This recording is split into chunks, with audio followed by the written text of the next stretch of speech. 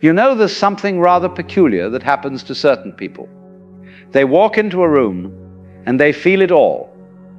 The unspoken tension between two friends, the hidden sadness behind a smile. And we've been told this is a gift, haven't we? This ability to see what others miss. But I want to suggest something quite different to you today. That this very ability, this clear seeing, might be the most dangerous thing you'll ever possess. Now, I'm not speaking of danger in the ordinary sense. I'm not talking about physical harm. I'm speaking of something far more subtle and far more devastating. The danger of becoming so aware that you can no longer participate in the beautiful unconsciousness that allows most people to live their lives in relative peace. Have you ever watched people at a party? Really watched them? They're playing a game, you see. Everyone knows the rules without ever being told. You ask how someone is, they say fine. And you both pretend this is a complete answer. You compliment the host, you laugh at jokes that aren't particularly funny. You nod sympathetically at stories you've heard before. It's a kind of collective agreement to stay on the surface, to keep things pleasant, to not look too deeply. But then there's you, the one who sees through it all. You notice the wife who flinches slightly when her husband speaks. You sense the colleague who's desperately lonely, despite being surrounded by friends. You feel the anxiety rippling through the room like an invisible current. And here's where the danger begins. Because once you see these things, you cannot unsee them. And more troubling still, your very presence becomes a kind of mirror that others cannot bear to look into. Let me tell you what I mean. When you see clearly, when you perceive the hidden currents beneath social interaction, you're essentially calling attention to what everyone has agreed to ignore. And people don't like this. They really don't like this. Not because they're bad or stupid, but because your clarity threatens the very structure that allows them to function. Think of it this way. Society is rather like a stage play. Everyone has their part. The successful businessman, the devoted mother, the reliable friend. These are roles, you understand. Costumes we put on. And the play works beautifully, so long as everyone stays in character. But you, with your penetrating awareness, you're like an audience member who stands up in the middle of the performance and shouts, "But that's just an actor pretending." Well, you can imagine how welcome that makes you. The first danger, then, is isolation. And I don't mean the ordinary loneliness of not having enough friends. I mean something far more profound.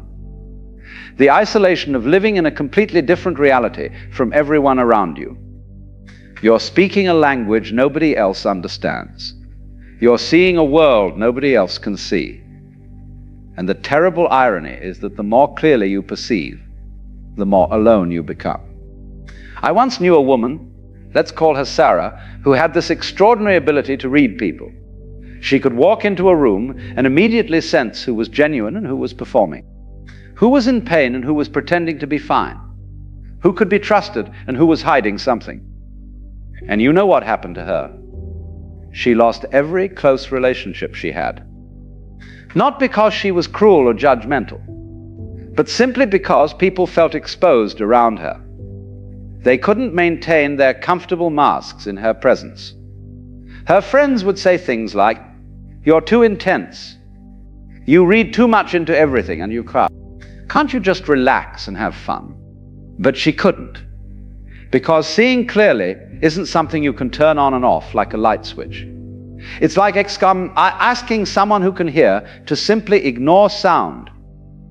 Once you've developed this capacity for perception, it's always there, always operating, always showing you what others prefer to keep hidden. And here's the second danger. When you see the truth of a situation, when you perceive what's really happening beneath the surface, you face a terrible choice. Do you speak or stay silent? If you speak, you risk being attacked. And I mean this quite literally, though the attack is usually psychological rather than physical. You'll be called negative, overly sensitive, a troublemaker. You'll be accused of creating problems that don't exist, of reading malice into innocent situations, of being unable to just let things be. But if you stay silent, if you swallow what you see and pretend not to notice, you begin to lose contact with yourself. Because every time you ignore your own perception, every time you accept someone else's version of reality when you know it's false, you're essentially telling yourself that your experience cannot be trusted.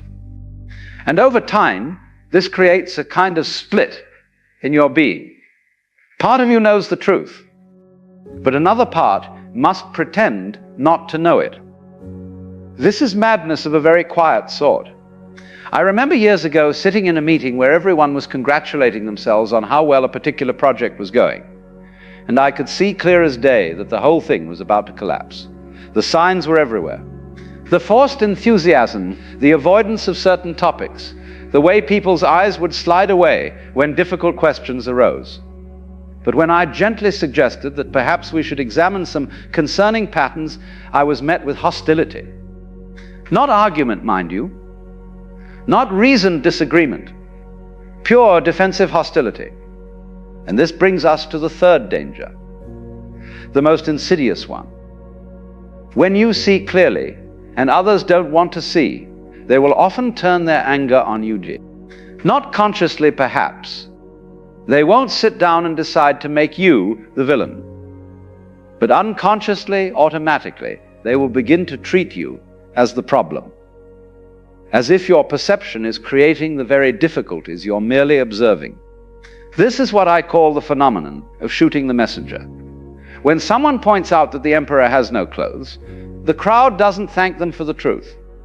The crowd turns on them for disturbing the comfortable fiction everyone was enjoying. Your clarity becomes a threat, and threats must be eliminated or controlled. I've watched this pattern repeat itself countless times. The person who sees clearly gets labeled. They're too negative. They're creating drama. They're unstable. They need to lighten up. They're paranoid. Notice how all these labels have one thing in common. They all suggest that the problem lies in the perceiver, not in what's being perceived. It's a brilliant defensive maneuver, really. If we can convince you that your perception is flawed, we never have to look at what you're perceiving. But here's what nobody tells you. The fourth danger is perhaps the most devastating of all. When you're constantly absorbing the emotional states and hidden truths of everyone around you, when you're perpetually picking up on what's unspoken and unfelt, you begin to lose track of what actually belongs to you. Your own feelings become mixed up with everyone else's. You walk into a room feeling perfectly fine and leave feeling inexplicably anxious or sad or angry. And you have no idea if these feelings are yours or if you've simply absorbed them from the environment like a sponge soaking up water. This is exhausting beyond measure. Imagine never quite knowing which thoughts are your own, never being certain whether the emotion you're feeling belongs to you or to the person sitting next to you. It's like trying to hear your own voice in a room full of people all talking at once. Eventually, you might forget what your voice even sounds like. I've spoken with people who describe this experience, and they often say the same thing. I feel like I'm disappearing, like there's less and less of me and more of everyone else. And this isn't poetry. This is a real psychological danger. When the boundaries between self and other become too permeable, when you're taking in too much without adequate protection, you can actually lose contact with your own center, your own identity. Now you might be thinking, well, this all sounds rather grim. Is there no hope for those who see clearly? And here's where we come to something interesting. Because the danger I'm describing is only dangerous when it's unconscious, when you don't understand what's happening to you, when you think you're going mad or that something is wrong with you. But once you understand the game, once you see that real clarity is not a flaw but a particular kind of awareness, everything changes. Not because the seeing stops, but because your relationship to it transforms. You begin to realize that you're not required to save everyone from their unconsciousness. You're not obligated to point out every hidden truth or fix every unacknowledged problem. You see, the truly dangerous thing isn't the seeing itself. It's the compulsion to do something about what you see. The belief that if you perceive a problem, you must solve it. If you sense someone's pain, you must heal it. If you notice a group's dysfunction, you must correct it. This is where the real trouble begins, because you're essentially taking responsibility for things that aren't yours to fix. Let me give you an image.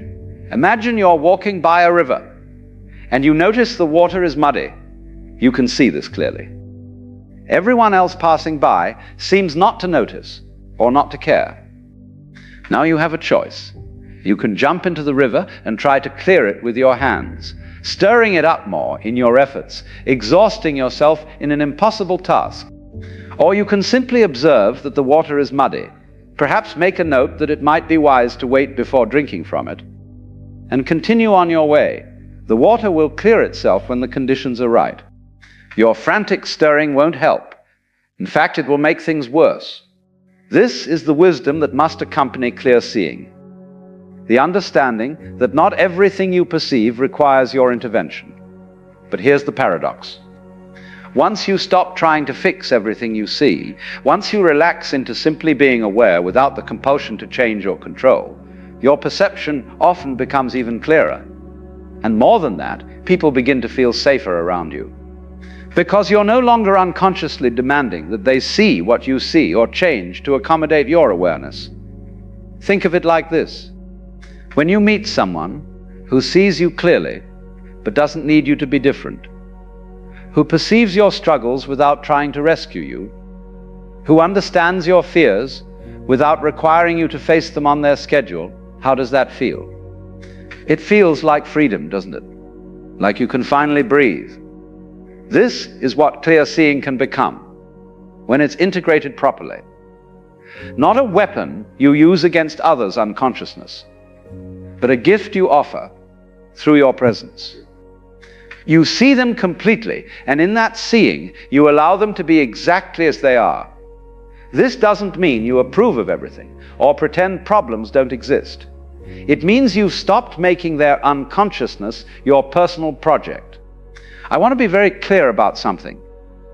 I'm not suggesting you become cold or indifferent. I'm not proposing that you stop caring about people or turn away from genuine suffering. What I'm suggesting is that there's a difference between compassionate awareness and compulsive fixing, between seeing clearly and making yourself responsible for what you see. The danger of seeing what others don't lies not in the perception itself, but in what you do with it. If you use it to separate yourself, to feel superior, to justify your isolation, then yes, it becomes dangerous. If you use it to attack others for their blindness, to shame them for not seeing, to punish them for their unconsciousness, then yes, it destroys relationships and leaves you alone. But if you can hold your clarity lightly, if you can see without grasping, perceive without controlling, understand without demanding, then your awareness becomes something entirely different. It becomes a space in which others can gradually wake up at their own pace, in their own time, without being forced or pushed or judged. Here's what I've learned after many years of watching people with this capacity for clear seeing. The ones who suffer most are not the ones who see the most. They're the ones who haven't learned to protect themselves while seeing. They're the ones who absorb everything without filtration, who take on every burden they perceive, who exhaust themselves trying to wake up a world that isn't ready to wake up. The ones who thrive, who manage to use their perception without being destroyed by it, they've learned something crucial. They've learned to be in the world but not of it. They can see clearly without being consumed by what they see. They can perceive deeply without losing themselves in others' experiences. They maintain what you might call a conscious distance, not the distance of cold withdrawal, but the distance of healthy boundaries. And how does one learn this? Well, it starts with spending time alone. Real time, not just physical solitude, but psychological solitude. Time where you're not taking in anyone else's emotions or thoughts or problems.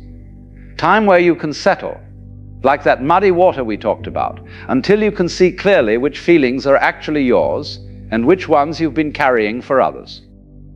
It continues with learning to trust your perception without being controlled by it. Yes, you see that your friend's marriage is in trouble. Yes, you sense that your colleague is deeply unhappy. Yes, you feel the dysfunction in your family system. All of this may be absolutely true, but the question is not whether you see it correctly. The question is what you're going to do with this information. And sometimes, often actually, the wisest thing to do is nothing at all except hold the space for truth to eventually emerge on its own. This doesn't make you passive or uncaring. It makes you wise, because you understand that people change when they're ready to change, not when you need them to change. Problems get solved when the conditions are right, not when you've decided it's time for them to be solved. And consciousness develops at its own pace, which is almost never as fast as you'd like. So here we are at the heart of it. The danger of seeing what others don't is real. It can isolate you, exhaust you, turn you into a target for others' defensive anger, and cause you to lose contact with your own center. But it doesn't have to. Not if you learn to carry your awareness consciously. Not if you develop the strength to see without the compulsion to fix. Not if you can remain true to your perception while allowing others to remain true to their own process of waking up. The gift and the curse are the same thing. The question is only whether you'll learn to handle the gift with enough wisdom that it doesn't become a curse. Whether you'll develop the patience and the boundaries and the self-knowledge necessary to be clear without being crushed by your own clarity.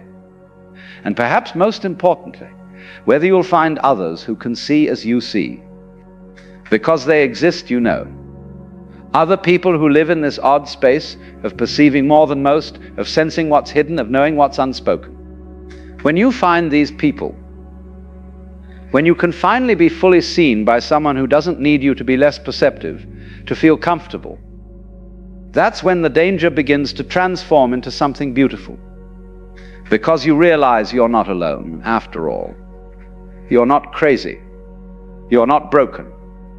You're simply awake in a world that mostly sleeps. And there are others who are awake too, and together, without force or pressure or urgency, you can hold space for consciousness to gradually spread, like dawn breaking slowly over a sleeping city. This is the hope within the danger, that your clear seeing, when held wisely, becomes not a burden you carry alone, but a light you offer to others, gently, patiently, allowing them to approach it when they're ready. If they're ever ready. And if they never are, well, that's their right. Your job isn't to wake them up. Your job is simply to remain awake yourself, to keep seeing clearly, while learning to live peacefully with what you see. The danger is real, but so is the possibility. The possibility that you learn to be conscious without being consumed, that you'll see deeply without drowning in what you perceived, that you'll carry your awareness as a gift rather than a curse. And that, my friends, that is the art of living with eyes wide open in a world that prefers to keep them closed. Isn't it curious that the very moment you stop trying to become something is precisely when you discover what you've always been? What if all your frantic searching is exactly what keeps you from finding? What if, and this is the cosmic joke here, is nothing to achieve because you are already complete? You know, it's rather funny when you think about it. We're all rushing about quite seriously trying to get somewhere important, somewhere meaningful, somewhere else. Always elsewhere, never here. And what is this magical somewhere we're all so desperately trying to reach? Well, we call it by many names, don't we? Success, enlightenment, peace, happiness, the good life. But I want you to notice something rather curious. Have you ever achieved something you've worked terribly hard for? Of course you have. And what happened in that moment of achievement? There was perhaps a flash of satisfaction, a moment of, I've done it. And then, what followed? A peculiar emptiness, wasn't there? a strange sense that this thing you'd been chasing wasn't quite what you thought it would be, and almost immediately the mind begins scanning the horizon for the next achievement, the next summit to climb. It's as though we're all caught in an elaborate game of tag, where the finish line keeps moving just as we approach it. And we never quite stop to ask the most obvious question: what if there is no finish line at all? What if the very act of searching is what's preventing us from finding? It's rather like trying to see your own eyes, isn't it? You can't. The very instruments of seeing cannot see themselves. And in the same way, perhaps the very activity of seeking is what obscures what we're seeking. So here's a thought. What if, and this is quite radical, what if there is nothing to achieve? What if this moment, exactly as it is, with all its imperfections and all its ordinariness, is already complete? What if there's nowhere to go because you're already there? Of course, the mind immediately objects. That's absurd. It says, if there's nothing to achieve, why do anything at all?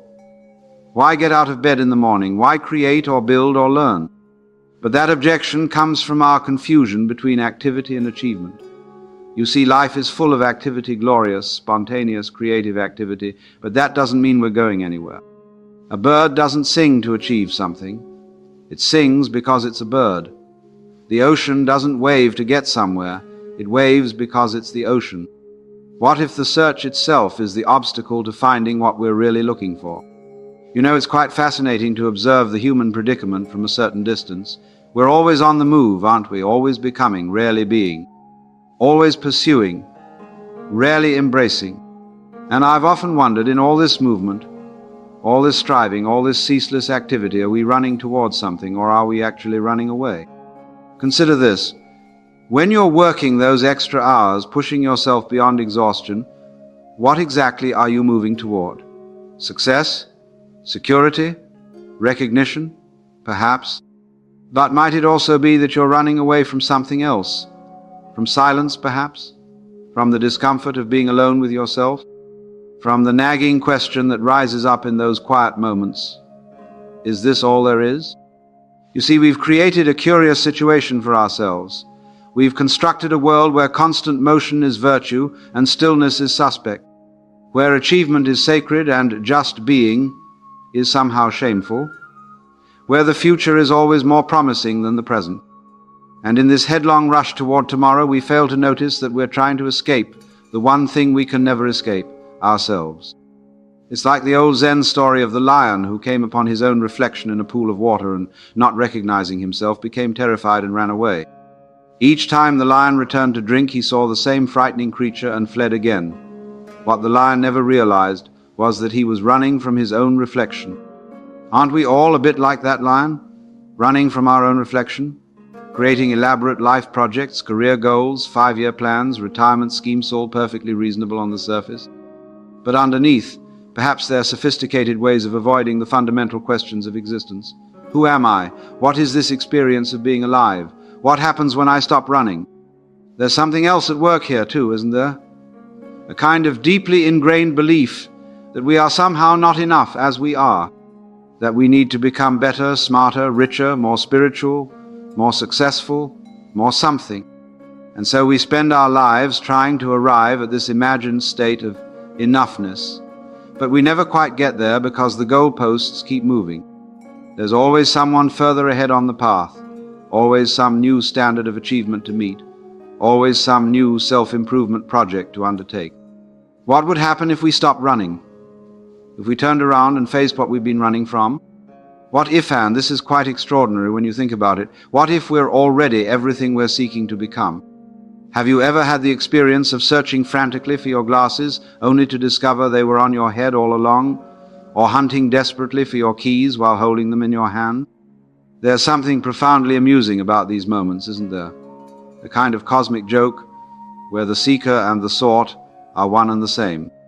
And yet, we miss it completely in the urgency of our searching. I wonder if our search for meaning, for fulfillment, for what we might call the good life, isn't rather like that.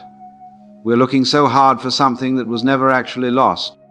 You see, Eastern philosophy has a marvelous term for this predicament. They call it painting legs on a snake. The snake already has everything it needs to move perfectly well, thank you very much.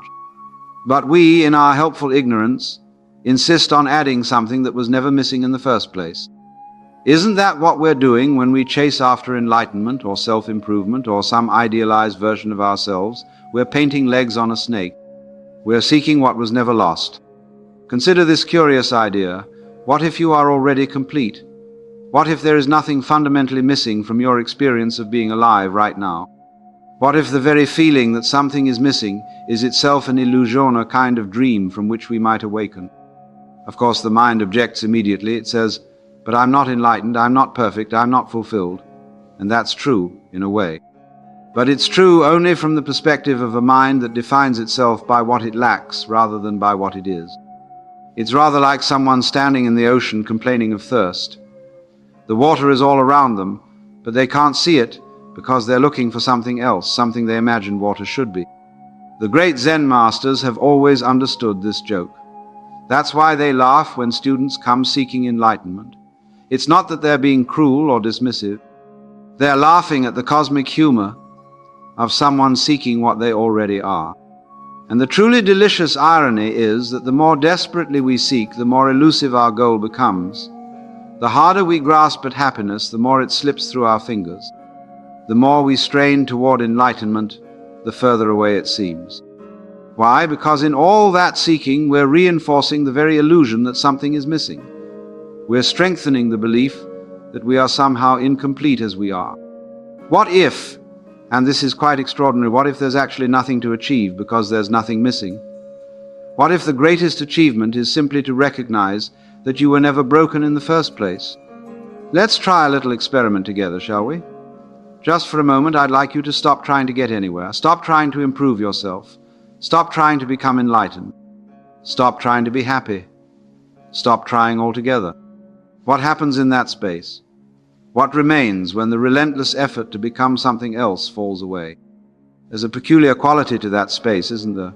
A kind of openness, a simplicity, perhaps even a hint of relief, as if you've been carrying a heavy backpack up a mountain for days and suddenly remembered you can put it down. You see, we've been conditioned to believe that without constant effort, without ceaseless striving, we would simply stagnate. We'd become lazy, useless, worthless. The whole machinery of our society depends on this belief. But what if it isn't true? What if all that effort, all that tension, all that straining is actually what's blocking the very thing we're seeking? Consider a simple example. Have you ever tried to fall asleep by trying really hard to fall asleep? It doesn't work, does it? The harder you try, the more elusive sleep becomes. Sleep only arrives when you stop trying to make it happen. Or think about trying to relax. Try to relax is almost a contradiction in terms, isn't it? Relaxation happens precisely when we stop trying. Now, I'm not suggesting we should all just sit around doing nothing. That would be a terrible misunderstanding. I'm pointing to something far more subtle, the difference between forced effort and natural action, between striving and flowing, between trying to arrive and simply being here. In Zen, they call this effortless effort or actionless action. The Taoists named it Wu Wei. It's the art of allowing life to live itself through you, rather than constantly intervening with your agenda of how things should be. It's like the difference between trying to make a river flow and simply removing the obstacles that block its natural movement. The river knows perfectly well how to flow. It doesn't need our help with that. What it might need is for us to stop damming it up. Now you might be thinking, but Alan, if I stop trying to achieve, won't everything fall apart? Won't I lose my job, my relationships, my purpose? This is where we encounter a beautiful paradox. When we stop trying so hard to arrive somewhere else, we often find ourselves exactly where we need to be. When we release the desperate grip of achievement, we discover a more natural way of being and doing. It's rather like learning to swim. At first there's all this thrashing about, all this effort and strain, but eventually you discover that the water will support you if you just relax into it. You don't need to fight the water. You can work with it. And here's the real miracle. When you stop trying to arrive, you may find you're already there. Not there in the sense of some final destination, but there, in the sense of being fully present to the journey itself, which is the only place life ever happens anyway. You know, there's something absolutely hilarious about our relationship with achievement, though we rarely see the humor in it. We're like hamsters on a wheel, running faster and faster, convinced that if we just keep going, we'll finally get somewhere. And yet, the wheel keeps turning, doesn't it? Consider the pattern we all know so well. We set a goal. When I get that promotion, then I'll be happy. We work toward it diligently. And then, miracle of miracles, we actually achieve it. There's that moment of satisfaction, that brief, I've arrived! And then what happens? Almost immediately a new goal appears on the horizon.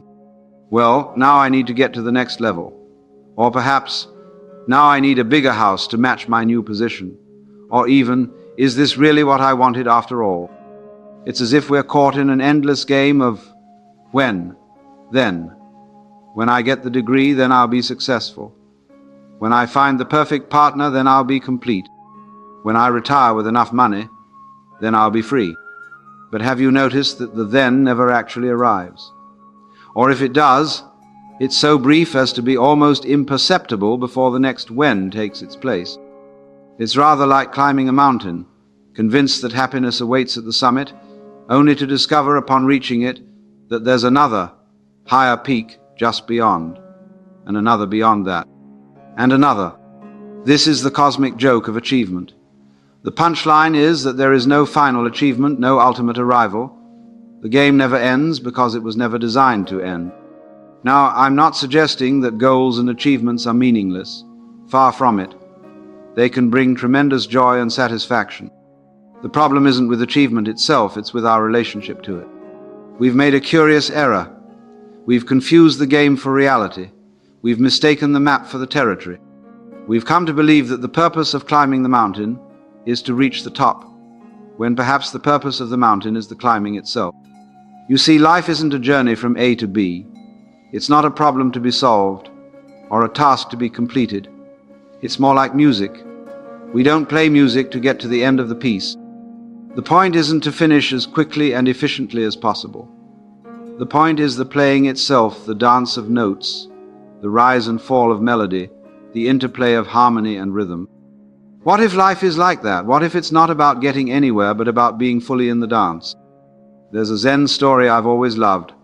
The student asks the master, "What is the meaning of life?" The master replies, "When hungry, eat. When tired, sleep."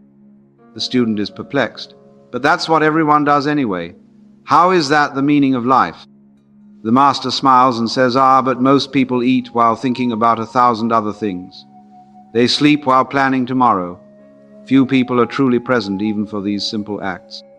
The cosmic joke of achievement is that we're so busy trying to get somewhere else that we miss the only place we ever actually are here now. And isn't that rather funny when you think about it? We're all terribly concerned with purpose, aren't we? What is my purpose? What am I meant to do with my life? What is the meaning of it all? These questions haunt us, particularly in quiet moments when the distractions fall away. And it's quite understandable. We want to matter. We want our lives to mean something. We want to know that all this strange adventure of being human isn't just sound and fury, signifying nothing. But I'd like to consider a rather provocative question. Is purpose something we find, like a hidden treasure waiting to be discovered? Or is it something we invent, like an artist creating on a blank canvas?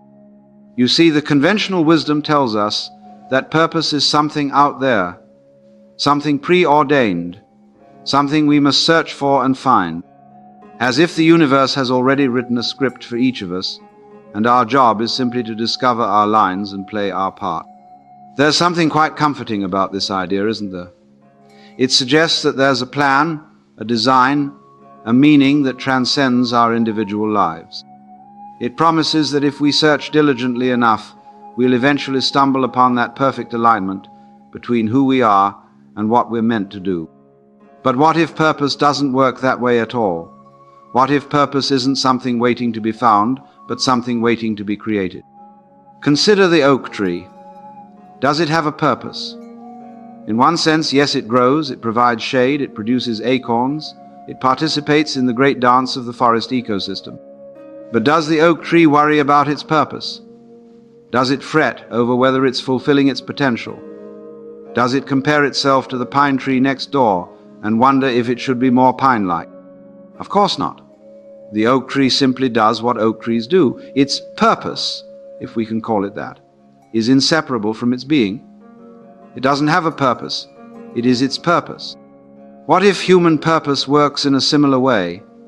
What if purpose isn't something separate from our being, but is the natural expression of who we are in relationship with the world around us? This shifts the question entirely. Instead of asking, "What is my purpose?" as if it's a fixed thing waiting to be discovered, we might ask, "How does my unique being want to express itself in this moment? What wants to flow through me? What am I drawn to create or contribute?" In this view, purpose becomes much more fluid, much more alive. It's not a destination we arrive at once and for all, but a continuous unfolding, a dynamic conversation between our inner nature and the world's needs. There's another curious angle to this purpose question. We often assume that purpose must be something grand, something world-changing. Find your purpose has come to mean discover that special thing that will make your life extraordinary. But what if purpose is much simpler, much more immediate than that?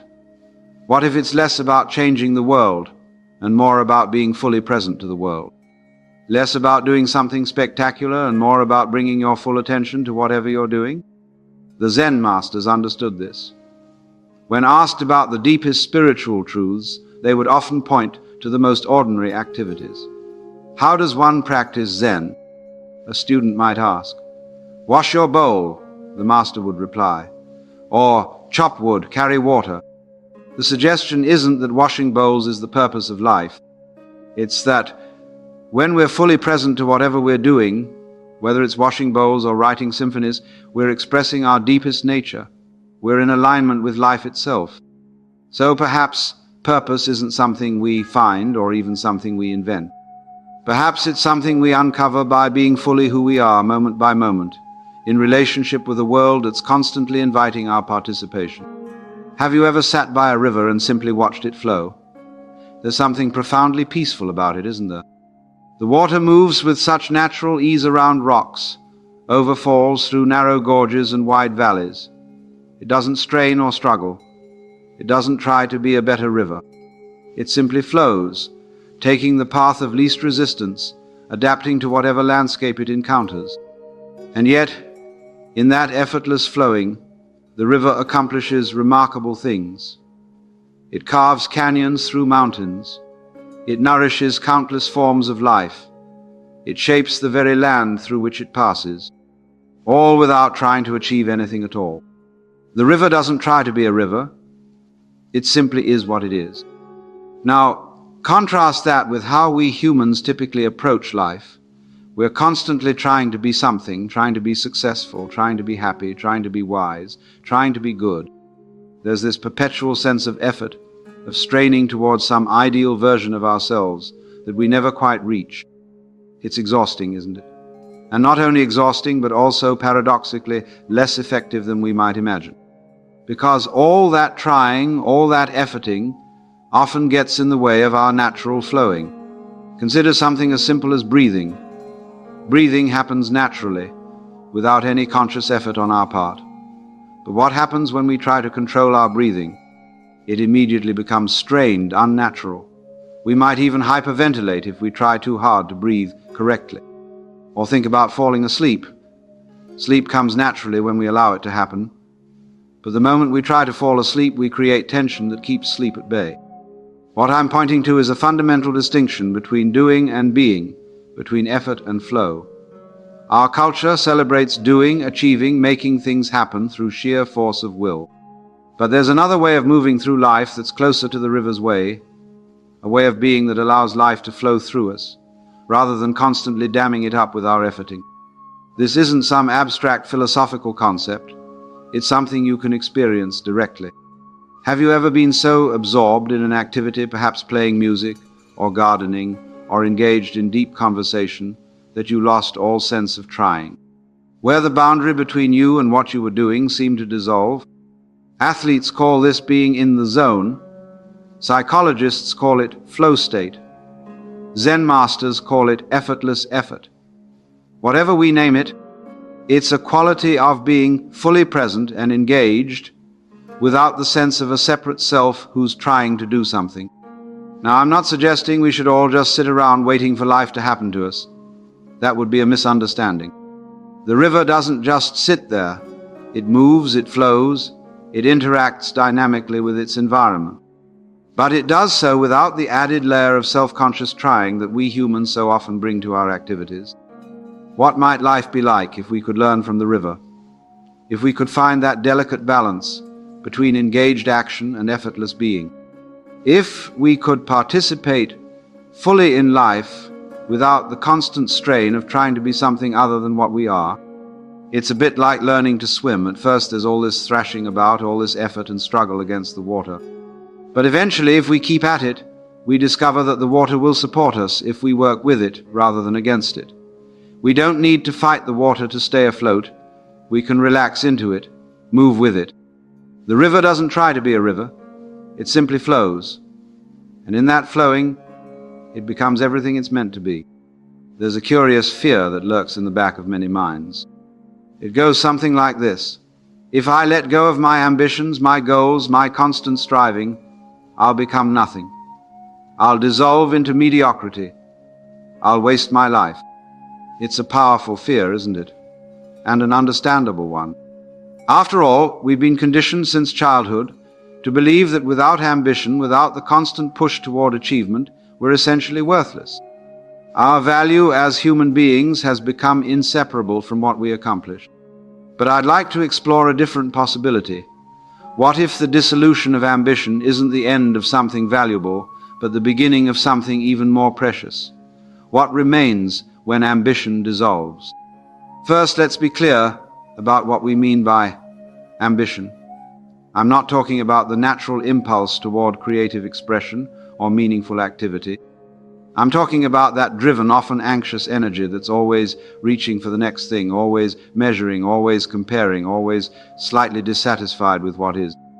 When that kind of ambition begins to dissolve, whether through insight, exhaustion, or the simple recognition that it's not delivering the happiness it promised, what emerges in its place? In my experience, and in the experience of many who have walked this path, what emerges is not laziness or meaninglessness, but a different quality of being altogether. There's a spaciousness that opens up, a natural responsiveness to life that isn't filtered through the lens of what's in it for me, or how will this advance my position. It's rather like the difference between listening to someone while mentally preparing what you're going to say next, versus listening with your whole being, with no agenda at all. In the first case, you miss most of what's being said. In the second, you're fully present, fully receptive. When ambition dissolves, we begin to discover that action can arise from a different source entirely, not from the driven ego with its endless projects and plans, but from a deeper, more intuitive response to what life is asking of us in each moment. It's the difference between forcing yourself to help someone because that's what good people do, versus responding spontaneously to someone in need because it's the natural thing to do. The action might look identical from the outside, but the inner experience is worlds apart. Think of how a mother responds when her child cries out in the night. She doesn't calculate the benefits of getting up to check on her child. She doesn't think, if I do this, I'll be a good mother. She simply responds. It's natural, immediate, unforced. That quality of natural responsiveness is what can emerge when the driven quality of ambition dissolves. We find ourselves doing things not because we should, not because they'll get us somewhere, but because they're the obvious and natural response to what's arising. There's something else that remains when ambition dissolves. A profound sense of enough-ness. The recognition that you are already enough, just as you are. Not because of what you've achieved or what you own or what others think of you, but because of what you fundamentally are, this mysterious conscious presence that is inseparable from life itself. This sense of enoughness doesn't mean you never do anything again. It doesn't mean you never set goals or work toward outcomes, but it changes the entire flavor of those activities. They become expressions of your being rather than attempts to become something you're not. And curiously, when we operate from this place of enoughness rather than deficiency, our actions often become more effective, not less. There's less wasted energy, less friction, less of the exhaustion that comes from constantly swimming upstream against the current of what is. What remains when ambition dissolves? Not nothing, but everything.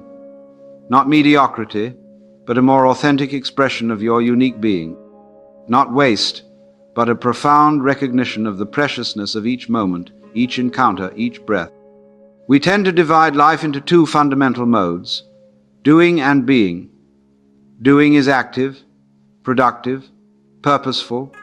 Being is receptive, restful, present. Doing is valued in our culture. Being is often seen as indulgent or even lazy. And so we find ourselves caught in this curious oscillation between the two. We do until we're exhausted, and then we collapse into being, perhaps on vacation or during meditation, or in those precious moments of me time we manage to carve out of our busy lives. But I wonder if this division itself isn't part of our problem.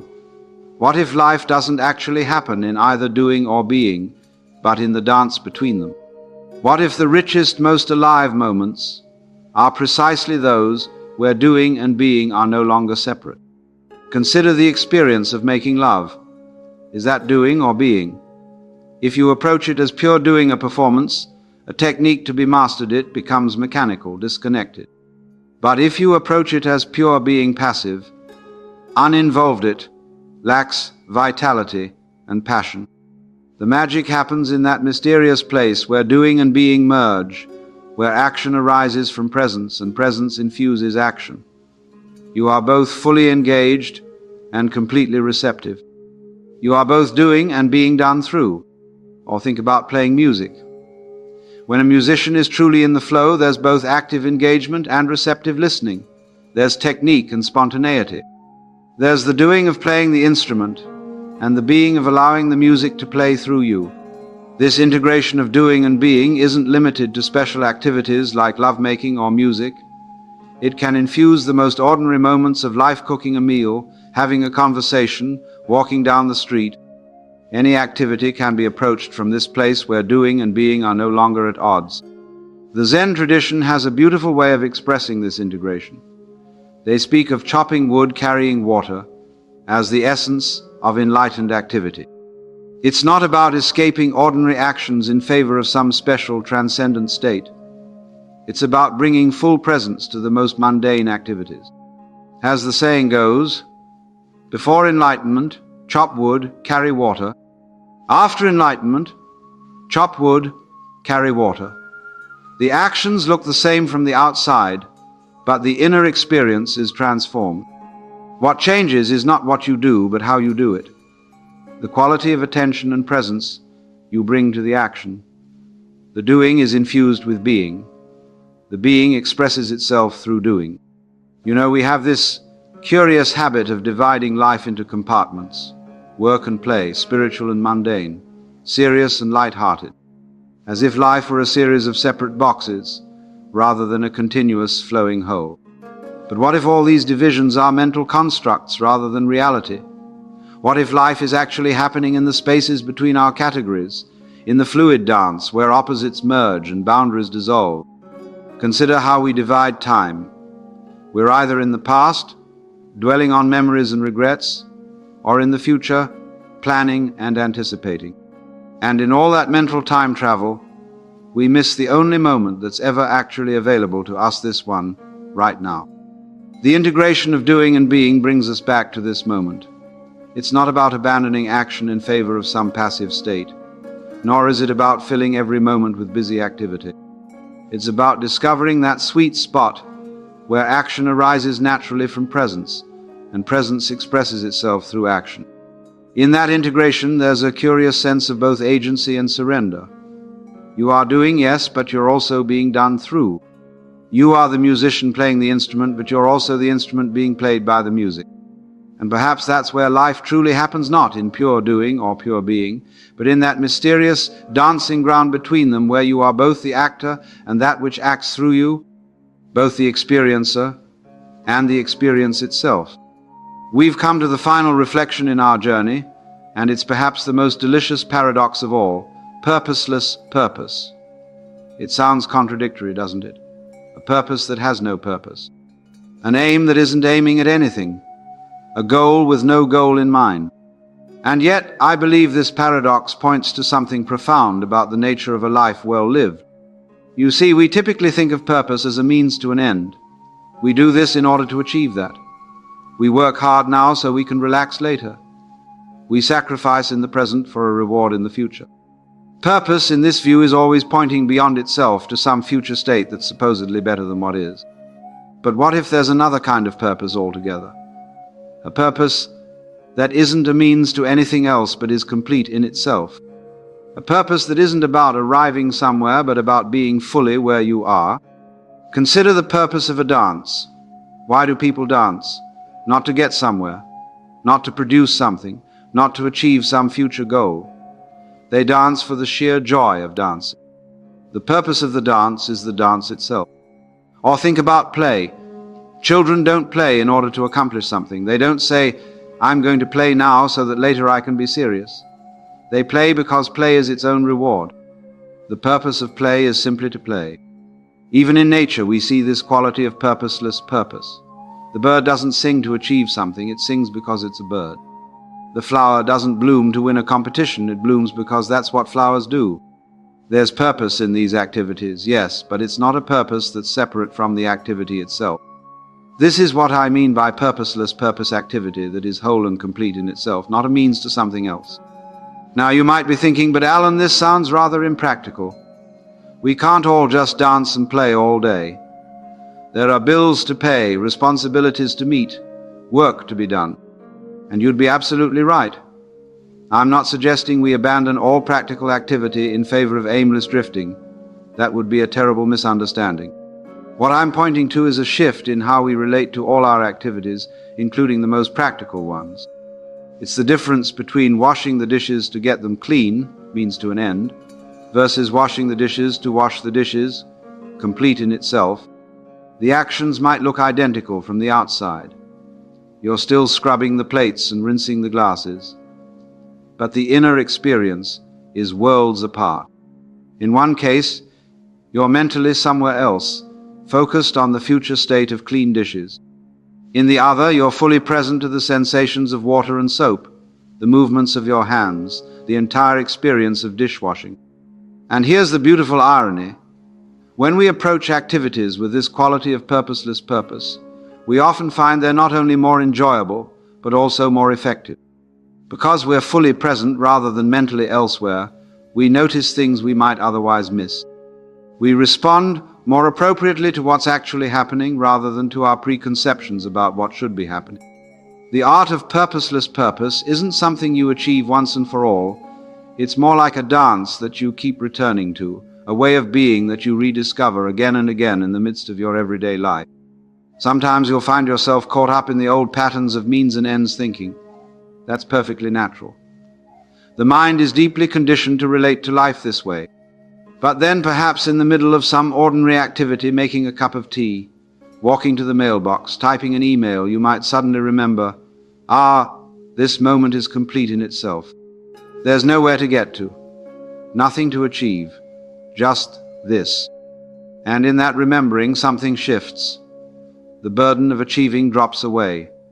The anxiety about arriving somewhere dissolves. And what remains is simply life living itself through you, as you, in this extraordinary, ordinary moment. That, I believe, is the art of purposeless purpose. Not a rejection of action, but a transformation of how we relate to action. Not an escape from life, but a full immersion in life exactly as it is. And perhaps that's what we've been looking for all along, not some grand achievement or final arrival, but this simple yet profound discovery that there is nothing to achieve because nothing is missing from this moment, exactly as it is. You know, it's rather funny that we've spent all this time talking about how there's nothing to achieve, and yet here we are, having achieved the end of our conversation.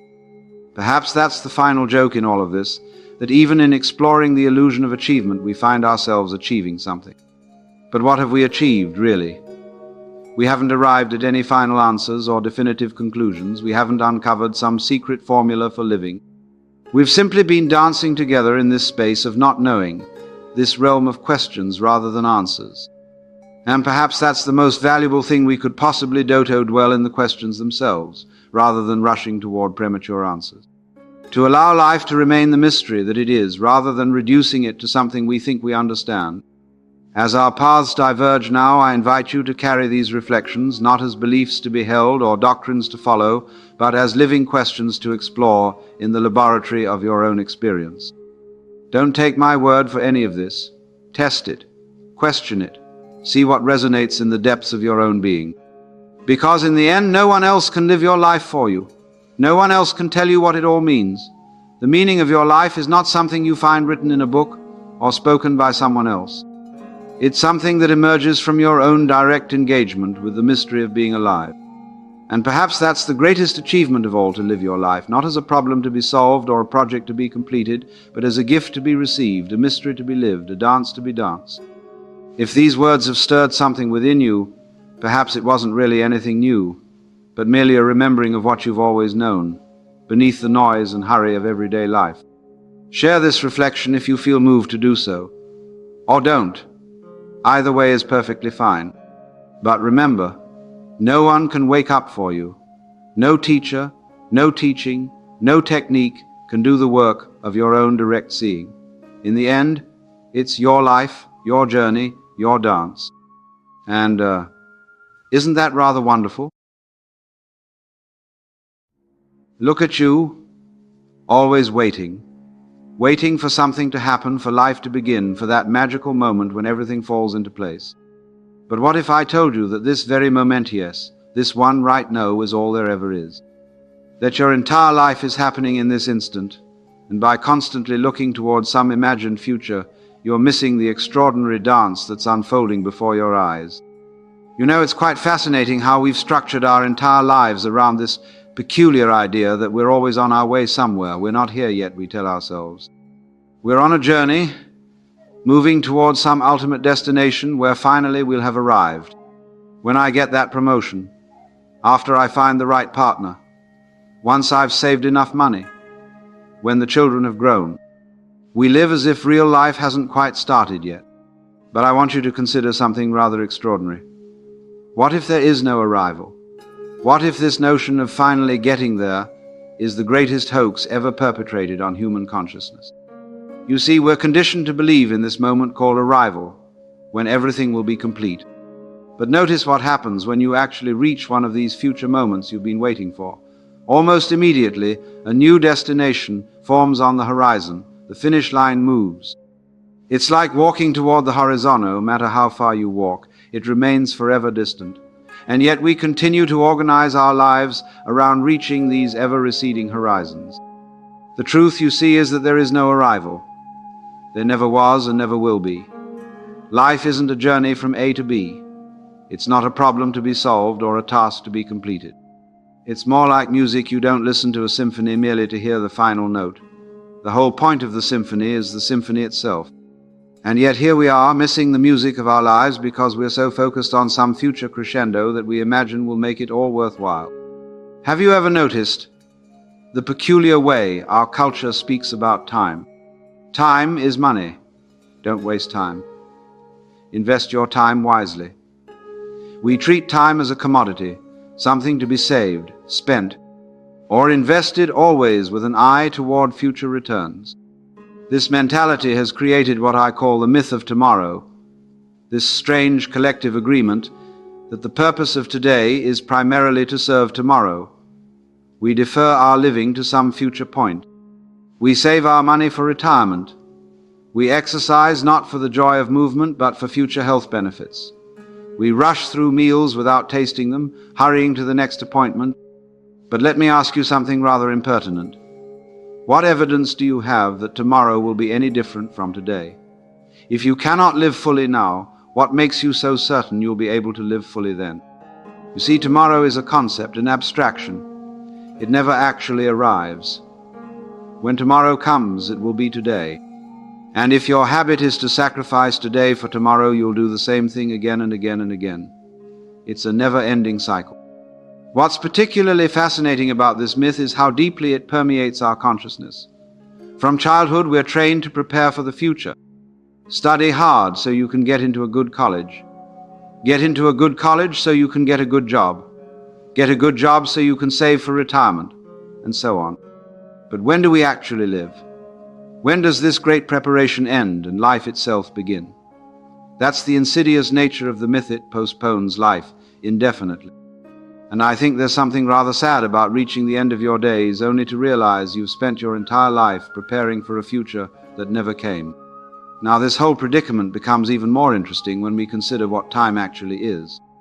You see, time as we understand it, this rigid progression from past to present to future, is not quite what we think it is. It's more of a social convention, a construct, than an absolute reality. Consider how different cultures experience time. In the Western world, we tend to see time as linear, a straight line extending from past to future. But many Eastern philosophies and indigenous cultures view time as cyclical, eternally returning, like the seasons or the phases of the moon. What's fascinating is that our modern obsession with clock time is quite recent in human history. For most of our existence, humans lived by natural rhythms, the rising and setting of the sun, the changing of seasons, the cycles of the moon. We didn't chop time into these rigid, abstract units called hours, minutes, and seconds. And yet, now we've become enslaved to these artificial divisions. I don't have time, we say, as if time were something separate from our lives, something external that we either possess or lack. But you see, that's the great cosmic joke. You are time. Your life doesn't happen in time. Your life is time. There's no separation.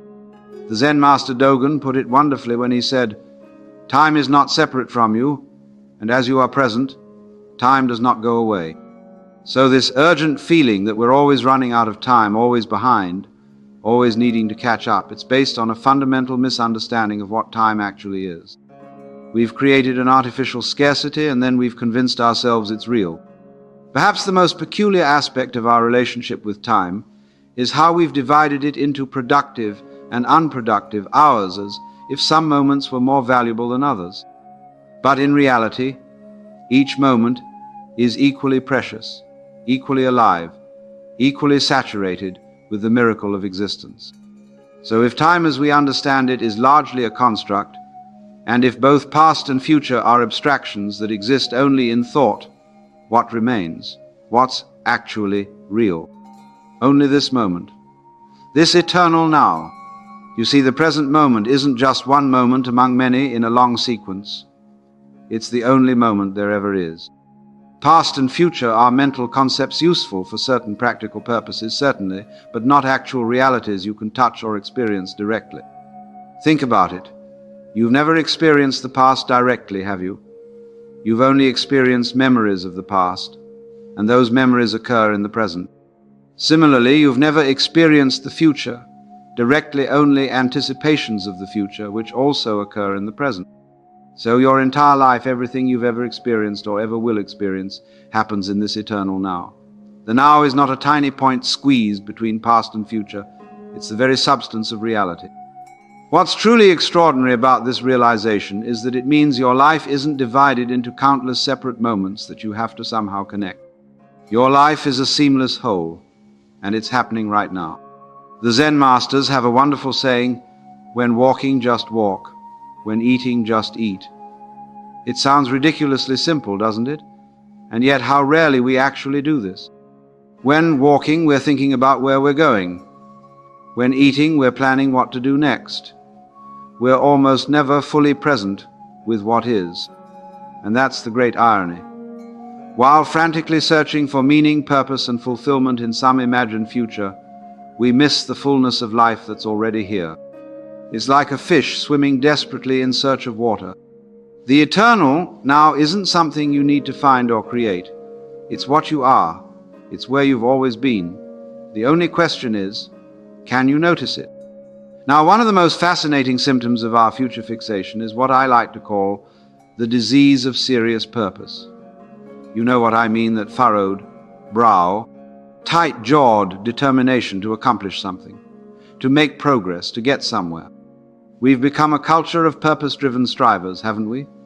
Always working towards something, always on a mission, always with our eyes fixed on some distant goal. And we wear our busyness and our stress like badges of honor. I'm just so busy, we say, with a curious mixture of complaint and pride. But consider this. What if all this seriousness, all this striving, all this purpose, driven living, is actually getting in the way of life itself? You see, when you are completely absorbed in reaching some future state, you develop a kind of tunnel vision. You miss the peripherality beauty, the wonder, the sheer miracle of existence that surrounds you at every moment. It's rather like watching a beautiful sunset while thinking about what you're going to have for dinner. You're physically present, but you're not really there. Your body is in one place, but your mind is elsewhere. The disease of serious purpose transforms life into a series of tasks to be completed, obstacles to be overcome, goals to be achieved. Life becomes a means to an end rather than an end in itself. And here's what's particularly fascinating about this disease. The more seriously you take yourself and your purposes, the less effective you actually become. It's a strange paradox. The tighter you grip, the more life slips through your fingers. Think of how children play. They're completely absorbed in what they're doing, but not in a tight, rigid way. There's a lightness, a spontaneity, a flow to their activity. They're not trying to get anywhere, they're simply being fully where they are. And I think there's profound wisdom in that childlike approach to life, not childish, mind you, but childlike. A kind of serious playfulness or playful seriousness that fully engages with life without being weighed down by it. So what's the alternative to this future-oriented, purpose-driven way of living? Well, what if we thought of life not as a journey towards some destination, but as a dance? Not as a task to be completed, but as a game to be played. Now, when I say game, I don't mean something trivial or unimportant. Quite the contrary. I mean something done for its own sake, something that has its meaning within itself, rather than pointing to some external purpose. Think about what makes a game engaging. It's not the end result who wins or loses, but the quality of play itself. A good game is completely absorbing. It brings you fully into the present moment. Time seems to both fly and stand still. You're not thinking about what you'll do after the game. You're completely here, now. And that's precisely what makes life vivid, meaningful, and joyful, this quality of total presence, of complete absorption in what is. The ancient Chinese philosophers of Taoism understood this beautifully. They spoke of Wu Wei often, translated as non-doing or non-forcing. It doesn't mean doing nothing. It means allowing action to arise naturally, without strain or excessive effort. It's the difference between trying to force a flower to bloom by pulling on its petals and simply providing the conditions for it to blossom in its own time. This game-like approach to life doesn't mean you don't have goals or intentions. Of course you do, but you hold them lightly rather than grasping them tightly. You allow life to unfold rather than trying to force it into your preconceived notions of how things should be. It's rather like dancing. You have certain patterns or steps you might follow, but within that structure there's tremendous freedom and spontaneity. You're not dancing to get somewhere. You're dancing for the sheer joy of dancing itself. And I think that's a wonderful metaphor for how we might approach Lifno, as a grim march towards some future salvation, but as a dance to be enjoyed right now. One of the primary reasons we fixate on the future is our deep discomfort with uncertainty. We want guarantees. We want to know how things will turn out. We want security. And so we try to control the future. We make plans. We create backup plans for our plans. We try to eliminate risk and maximize certainty. We save and invest and insure ourselves against every conceivable contingency. But here's the fascinating thing. This very attempt to create certainty actually cuts us off from the wisdom that uncertainty offers. You see, uncertainty is not just an unfortunate aspect of life that we must reluctantly accept. It's actually the very condition that makes life creative, surprising, and alive. If you knew exactly how everything would unfold, what would be the point of living it? Think about music again. If you knew exactly which notes were coming next in a piece of music, would it move you? Would it surprise you? Would it delight you? Probably not. It's the uncertainty, the not knowing, that creates the experience of discovery. Or think about a conversation with a good friend. What makes it engaging is that you don't know exactly what they'll say next, or even what you'll say next. There's a creative interplay, a dance of uncertainty, that makes the exchange vital and interesting. The Zen tradition has a beautiful concept called beginner's mind, approaching life with freshness, openness, and a lack of preconceptions. It's the mind that doesn't know what's coming next and doesn't need to know. It's the mind that's comfortable with uncertainty. And there's tremendous wisdom in that approach. When you're open to uncertainty, you're open to reality as it actually is, rather than as you think it should be. You're available to the moment, responsive to what's actually happening rather than trapped in your ideas about what should be happening. This doesn't mean you don't plan or prepare. Of course you do. But you recognize that your plans are provisional, that life has its own intelligence that often exceeds your limited understanding. And there's something profoundly liberating about that recognition. When you stop trying to control the uncontrollable, you free up enormous amounts of energy that can then be directed toward creative engagement with what is. Now we come to one of the most fascinating paradoxes of human existence. The very act of seeking fulfillment often prevents us from experiencing it. Think about it. When you're seeking something, you're reinforcing the belief that you don't have it, that it's somewhere else, sometime else, somehow else. You're affirming your own sense of lack, your own sense of incompleteness. And as long as you're coming from that place of perceived lack, you can search forever and never find what you're looking for. It's rather like trying to bite your own teeth or see your own eyes without a mirror. The very mechanism of seeking creates the condition it's trying to overcome. This is particularly true when it comes to spiritual seeking. People go from teacher to teacher, from practice to practice, always looking for that final breakthrough, that ultimate realization that will finally make them complete. But the very act of seeking reinforcement, the illusion that they're not already complete, it's like the story of the fish who goes to the wise old fish and asks, "I keep hearing about this thing called water. Where can I find it?" The wise fish replies, "You're swimming in it. Water is all around you and within you. It's what you are." In the same way, what we're really seeking, presence, aliveness, connection, meaning, isn't something we need to find. It's already here. It's what we are. The only question is whether we can recognize it.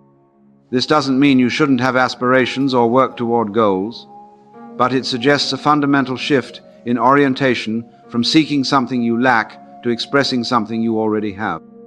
Instead of asking, "What do I need to get or achieve to be complete?"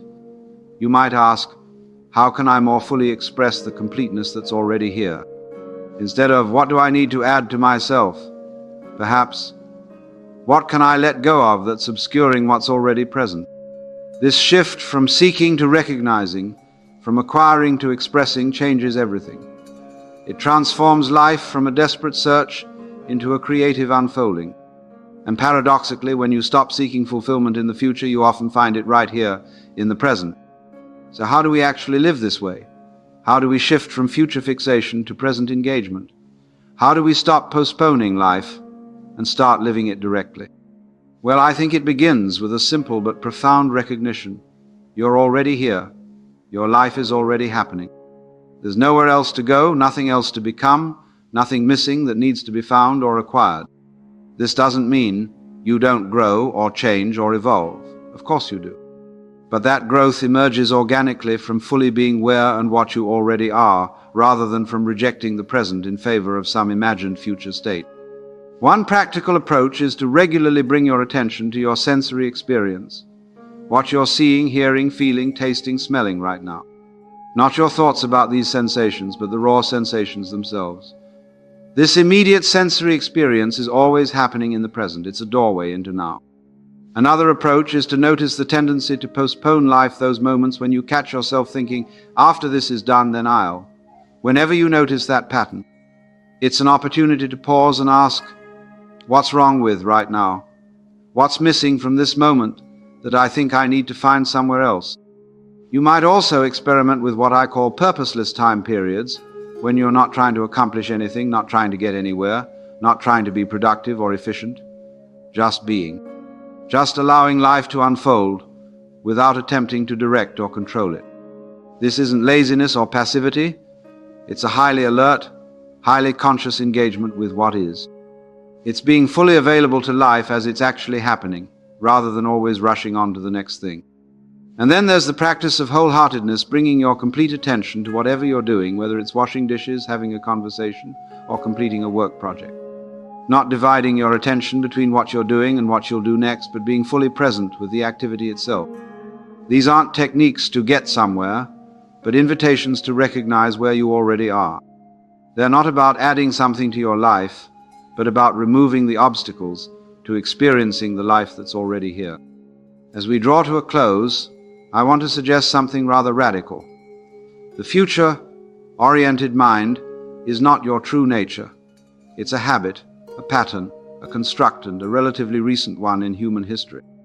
For most of our existence as a species, humans lived much more in tune with natural rhythms, much more present to what was actually happening. It's only in the last few centuries, with the rise of industrialization, mechanization, and what we call progress, that we've become so obsessively focused on the future at the expense of the present. But beneath this conditioned, future-oriented thinking, there's a deeper current of awareness that's always present, always here. Some traditions call it presence. Others call it consciousness or awareness. Whatever name we give it, it's the fundamental reality of who you are not. A separate self moving through time, but presence itself, in which all experience arises. And I think there's something profoundly liberating about recognizing this. It means that what you're seeking, peace, fulfillment, aliveness, connection, isn't something you need to find or create or achieve. It's your natural state, your birthright. The future-oriented mind is always seeking, always restless, always wanting something else, something more, something different. But presence itself, your true nature is already complete, already whole, already at peace. This doesn't mean you become passive or indifferent, quite the contrary. When you're no longer driven by the restless seeking of the future-oriented mind, you're free to engage with life from a place of creative response rather than anxious reaction. You're free to act not from a sense of lack that needs to be filled, but from a sense of fullness that naturally overflows. And that's a completely different way of being in the world, not grasping, not clinging, not desperately trying to secure some future state, but allowing life to unfold through you as you, with a kind of relaxed, alert presence that's both peaceful and dynamically engaged. So I invite you to experiment with this possibility. What if you're already what you're seeking? What if the peace, the fulfillment, the aliveness you're looking for isn't waiting for you in some future moment, but is available right here, right now? What if you stop waiting for your life to begin and recognize that it's already happening? What if just for this moment you let go of becoming and simply allowed yourself to be? And so we come full circle, back to where we began this eternal present moment, which is the only moment we ever have. The future is always a concept, an abstraction, a thought. It never arrives as the future, it only ever arrives as now. So perhaps the greatest wisdom is the simplest. Stop waiting, stop postponing, stop treating this moment as a means to some future end. Your life isn't somewhere else, somewhen else. It's here, it's now, it's this. And when you truly recognize that, not just intellectually, but with your whole being, something remarkable happens. The search ends, the struggle ceases, and in its place there arises a natural joy, a spontaneous gratitude for the sheer miracle of existence. Not because you finally arrived at some ultimate destination, but because you recognize that you were never apart from it in the first place. Thank you for listening. Thank you for being here. And most of all, thank you for being.